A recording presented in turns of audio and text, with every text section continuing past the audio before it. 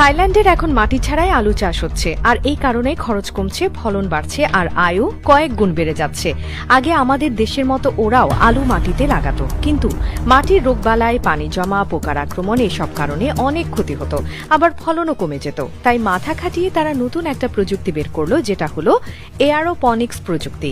এই পদ্ধতিতে আলুর গাছ মাটিতে লাগাতে হয় না, বরং বিশেষ এক ধরনের চেম্বারের ভেতরে শেকড়গুলো ঝুলিয়ে রাখা হয়, আর সেই শেকড়ের চারপাশে বিশেষ এক ধরনের পুষ্টিকর পানি বা ধোঁয়ার মতো ফাইন পানি ছিটানো হয়।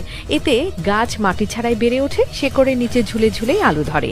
এইভাবে আলুর গায়ে কোনো মাটি লাগে না, পরিষ্কার থাকে, রোগবালাই হয় না, আবার পুরো চেম্বার নিয়ন্ত্রণে থাকে বলে ঠিক কতটুকু আলো, কতটুকু পানি, কতটুকু পুষ্টি দিতে হবে সেটা আগে থেকেই ঠিক করা যায়। ফলে আলু খুব দ্রুত বড় হয়, আকারেও ভালো হয়। পুরো সিস্টেমটা এমনভাবে বানানো যে খরচও কমে, পানি খুব কম লাগে, আবার মাটির সমস্যাও থাকে না। এতে উৎপাদন বাড়ে।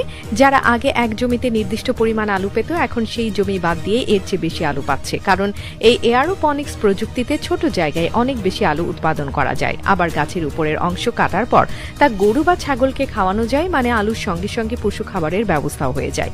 এইভাবে থাইল্যান্ডের কৃষকরা এখন খুব সহজে কম জায়গায় কম খরচে বেশি আলু তুলছে, বাজারে বিক্রি করছে, আবার বড় বড় সুপার শপেও সরবরাহ করছে। অনেকে আবার বিদেশে রপ্তানি করছে, কারণ মাটির আলুর চেয়ে এই এয়ারোপনিক্স আলু অনেক পরিষ্কার, দেখতে সুন্দর, আকার সমান থাকে, বাজারে দামও বেশি পাওয়া যায়। এই পদ্ধতিতে আলু চাষ করে এখন লাখ লাখ কৃষক কোটি কোটি টাকা আয় করছে।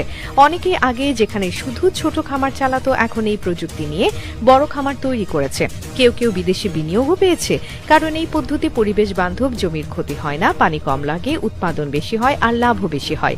অথচ আমাদের দেশের মানুষ এখনো আলু লাগানোর জন্য জমি খুঁড়ে খুঁড়ে বসে থাকে। বৃষ্টির পানি জমলে ক্ষেত নষ্ট হয়, পোকার আক্রমণে ফলন নষ্ট হয়। অথচ একটু মাথা খাটিয়ে আধুনিক প্রযুক্তি ব্যবহার করে আমাদের দেশেও এই পদ্ধতিতে আলু চাষ করা যেত। এতে জমি নষ্ট হতো না, খরচ কমতো, আয় বাড়তো, আর দেশের কৃষিও আধুনিক হতো। থাইল্যান্ডের মানুষ সেটা বুঝে গেছে, তাই ওরা এখন আর মাটি নিয়ে পড়ে নেই। আধুনিক চিন্তা দিয়ে মাটি ছাড়াই আলু চাষ করে দেশের ভেতরে। বাইরের বাজার দুই জায়গাতেই কোটি টাকার ব্যবসা করছে।